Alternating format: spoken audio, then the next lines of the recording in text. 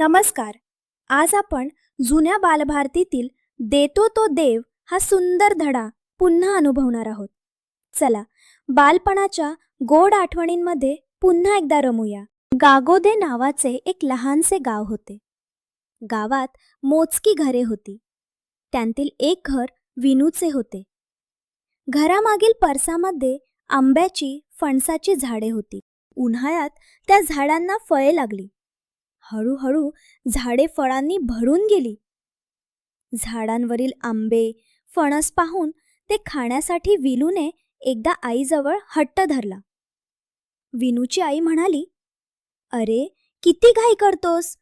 फळे मोठी होऊ देत, पिकू देत, मग काढीन, तुला खायला देईन." एके दिवशी आईने पिकलेला एक फणस काढून घेतला. तो कापला. त्यांतील रसाळ गरे काढले. वेगवेगळ्या द्रोणांमध्ये भरून ठेवले. विनू पाहतच होता. रसाळ गऱ्यांचा पहिला द्रोण आपल्यालाच मिळणार याची त्याला खात्री होती.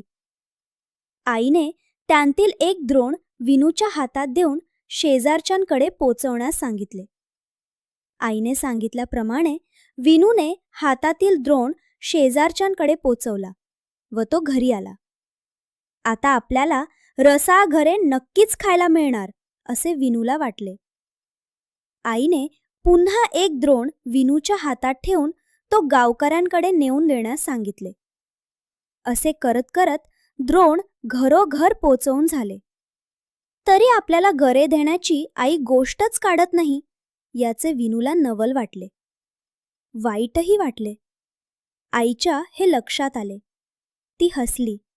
तिने विनूला जवळ ओहलावले आणि अतिशय प्रेमाने गऱ्यांचा द्रोण त्याच्या हाती दिला. तरी विनूची नाराजी गेली नाही. आपल्याच घरचे फळ नि आपल्याला मात्र सगळ्यात शेवटी, याबद्दलचा त्याचा रुसवा कायम होता. आईने असे का करावे ते विनूला समजेना. न राहवून त्याने आईला विचारले, "गावाला अगोदर आणि मुलाला शेवटी असं का?" आई पुन्हा हसली आणि म्हणाली, "अरे, आपल्याजवळ जे असतं ना ते अगोदर इतरांना द्यावं आणि मग आपण घ्यावं. इतरांना विसरून आपण एकट्यानेच घेणं हे बरोबर नाही. लक्षात ठेव, देतो तो देव आणि राखतो तो राक्षस." म्हणजे काय? देणे हा देवाचा उत्तम गुण आहे आणि फक्त स्वतःसाठीच राखून ठेवणे हा राक्षसांचा दुर्गुण आहे. आता तूच ठरव, तुला देव व्हायचं आहे की राक्षस? विनूची समजूत पटली. त्याने आनंदाने गरे खायला सुरुवात केली.